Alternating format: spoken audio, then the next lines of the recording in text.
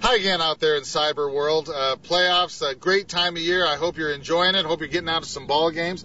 We've got 4 to pick. Let's get down to it.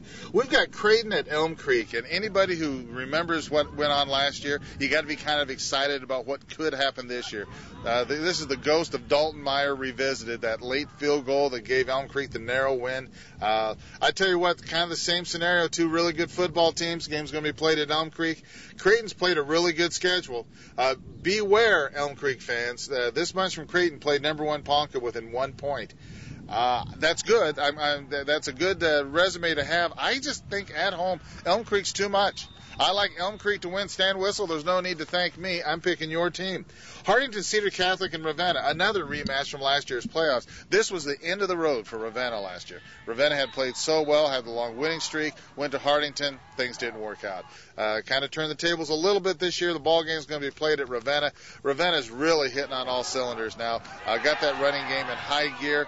They're playing with a lot of confidence. I just got a feeling Cedar Catholic wins this ball game. I think it's going to be a lot better ball game than last year. I think it could be less than a touchdown. I think at the end of the day, I'm taking Cedar Catholic. But know this, when you go to this game, you will see 2 of the premier running backs, skill players in the state in C2. Chad Cook from up at Hartington Cedar Catholic, a 3-time All-State running back, and Josh Crowell, who's just unstoppable behind that big offensive line for Ravenna. Our next game turns out to be Hampton and Sterling, a couple of 8-1 teams. Sterling's only loss was a blowout loss to D1 Johnson Brock. Well, Johnson Brock turns out to be a top 5 team. Hampton's only loss to a really exceptionally talented Pleasant team. I think this game is dead even. I think that what's going to happen here is Hampton's going to have to find a way to deal with All-State defensive end Zach Lemke. I think they find a way to do it enough.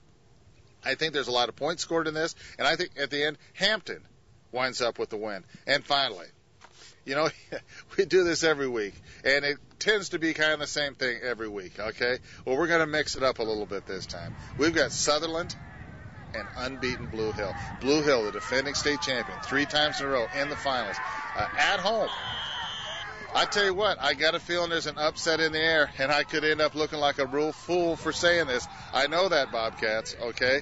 But I'm taking Sutherland in probably the upset of this round. We'll see what happens. I've been wrong before, a lot lately, but I'm probably helping Blue Hill's chances by picking Sutherland to win. There's no need to thank me. Get out and see a ball game this week. We'll be back to do it again next time.